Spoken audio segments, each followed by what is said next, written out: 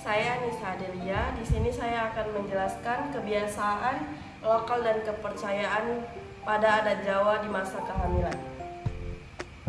Kita ketahui dulu bahwa kehamilan merupakan suatu proses fisiologis di mana pada berbagai budaya di dunia banyak ditemui berbagai keyakinan, ritual maupun mitos yang dipraktikkan masyarakat secara turun-menurun untuk merawat kehamilannya. Yang pertama, budaya Jawa dalam perawatan kehamilan.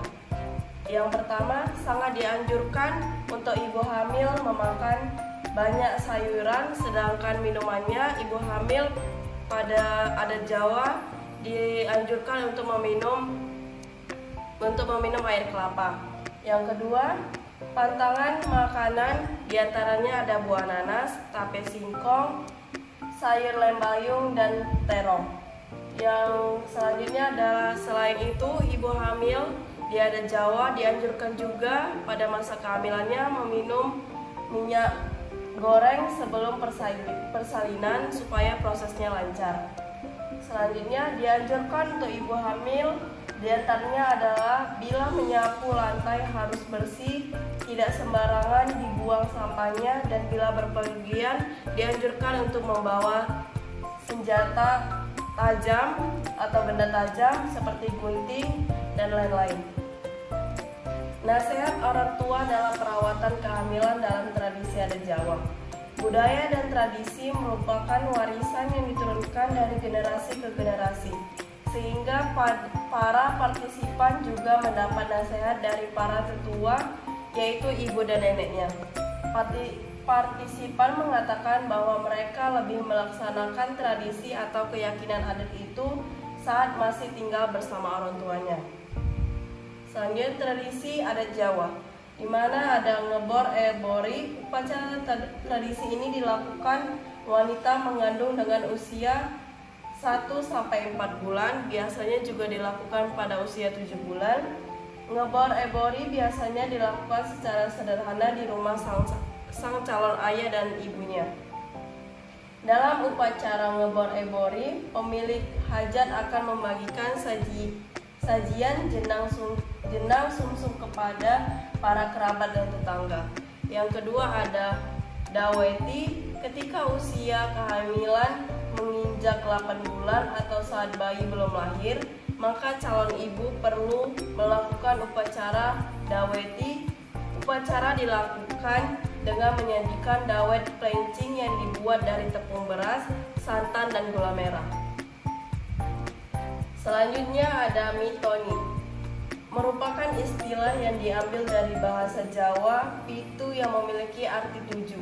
Ucapan tingkepan atau mitoni dilakukan ketika wanita yang mengandung menginjak usia 7 bulan pada kehamilan pertama.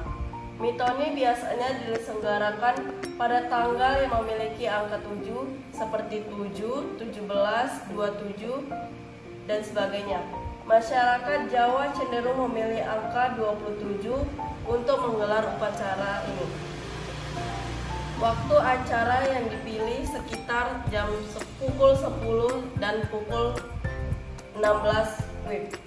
Pemilik hajat perlu menyiapkan beberapa jenis makanan, diantaranya rujak dengan 7 macam buah seperti walu dan labu, palap pendem atau umbi-umbian, tumpeng lengkap dengan lauk ikan laut, ingkung ayam, kuluban atau urap dari sayuran. Selain makanan, pemilik hajat juga perlu mempersiapkan sejumlah perlengkapan dengan masing-masing berjumlah 7 buah, seperti air dari 7 sumur, telur ayam, cengkir atau kelapa muda, kembang setaman atau 7 jenis bunga, dan 7 lembar kain batik dengan motif yang berbeda. Selanjutnya ada ngadung atau procotan. Menginjak usia kehamilan 9 bulan, biasanya akan dilakukan upacara procotan. Upacara dilakukan secara sederhana dengan menyajikan jenang atau bubur yang terbuat dari ketan susu dan santan, kemudian diberikan dengan gula merah dan pisang. Bubur yang disebut jenang procot ini kemudian dibagikan kepada para tetangga. Dalam tradisi ini, leher calon ibu diikat secara longgar menggunakan tali, kemudian calon ibu dituntun oleh calon ayah menuju kandang kerbau atau sapi. Baik, saya Kim Daniela Karina Masalim. Di sini saya akan menjelaskan tentang kepercayaan adat lokal dan istiadat Jawa pada persalinan. Perlu kita ketahui, persalinan adalah hal yang fisiologis yang terjadi pada wanita yang hamil. Kita ketahui tradisi paraji di masyarakat Pamengpeuk Garut Selatan merupakan bagian dari budaya tradisi persalinan secara turun-menurun yang sejak pada zaman dahulu. Kita perlu ketahui, paraji adalah sosok perempuan atau laki-laki yang memiliki kemampuan membantu persalinan sejak masa kehamilan, proses, dan pasca persalinan. Kemampuan seorang paraji diyakini diperoleh secara turun-menurun memiliki kemanjuran dalam setiap dopannya. Hadirnya tenaga kesehatan saat tidak menyurutkan masyarakat di beberapa desa Pamengpeuk. Apa itu paraji? Paraji adalah sebuah jabatan adat di suku Sunda yang biasanya dipegang oleh sepupu perempuan. Masyarakat Pamengpeuk ini di Garut merasakan kehadiran paraji tidak hanya memberikan pertolongan pada proses persalinan saja, tetapi juga memberikan kemanjuran dalam setiap ritualnya. Ditemukan pada penelitian lain pantangan masa kehamilan hingga persalinan. Masyarakat Pamengpeuk di Garut Selatan pada tradisi paraji persalinan, pantangan selama masa kehamilan dan pasca persalinan. Contohnya, ayah diperkenankan untuk membuka semua pintu rumah dengan tujuan agar masa bersalin berjalan dengan cepat dan lancar. Adapun penelitian lain yang ditemukan yaitu upaya mempertahankan tradisi. Masyarakat Pamengpeuk mempertahankan tradisi paraji yang telah berlangsung secara turun-menurun. Tujuan dari adat bersalin masyarakat Pamengpeuk di Garut Selatan ini untuk proses persalinan ibu berjalan secara lancar dan tidak mengalami kesulitan saat bersalin. Ada juga agar bayi terlahir dengan keadaan sehat, agar tidak diganggu oleh hantu atau makhluk halus. Faktor yang mempengaruhi kenapa masih ada masyarakat menggunakan paraji ini karena vaskes yang kurang memadai, harga bersalin tergolong mahal, kepercayaan turun-menurun, tempat bersalin kurang nyaman, dan kendala financial atau mobilisasi yang kurang memadai. Kesimpulannya, masyarakat mengetahui bahwa melahirkan dengan pertolongan dukun atau paraji ini sudah dilarang oleh pemerintah, namun masih saja beberapa masyarakat memilih melahirkan dengan dukun atau paraji. Alasannya memilih persalinan dengan dukun bayi adalah karena partisipan dan keluarga merasa bahwa dukun paraji dan tenaga kesehatan itu sama saja, serta dukun paraji telah berpengalaman sejak lama. Maka penolongan persalinan mereka dan masyarakat merasa aman dengan pelayanan pada bidan. Baik, di sini saya Taskia Sahira akan menjelaskan tentang kepercayaan budaya lokal dan adat istiadat suku Jawa terhadap masa nifas. Perlu kita ketahui, masa nifas adalah masa pemulihan pasca persalinan hingga seluruh organ reproduksi wanita pulih kembali sebelum kehamilan berikutnya. Masa nifas ini berlangsung sekitar 6-8 minggu pasca persalinan. Di sini ada budaya masyarakat Jawa terhadap masa nifas. Nah, yang pertama ada budaya Jawa memakai pilis. Pilis adalah sebuah ramuan jamu yang digunakan ibu setelah melahirkan atau pada masa nifas. Kegunaan pilis ini adalah sebagai penyejuk mata. Dan cara penggunaan pilis yaitu ditempelkan di area dahi. Yang kedua ada budaya Jawa memakai parem. Parem digunakan pada tangan dan kaki. Parem adalah sebuah ramuan yang digunakan untuk memperlancar ASI. Yang ketiga yaitu budaya Jawa walik dadah. Walik dadah ini merupakan salah satu pada bagian perut yang memiliki kegunaan untuk mengembalikan posisi rahim pada bentuk semula. Yang keempat ada budaya Jawa minum jamu.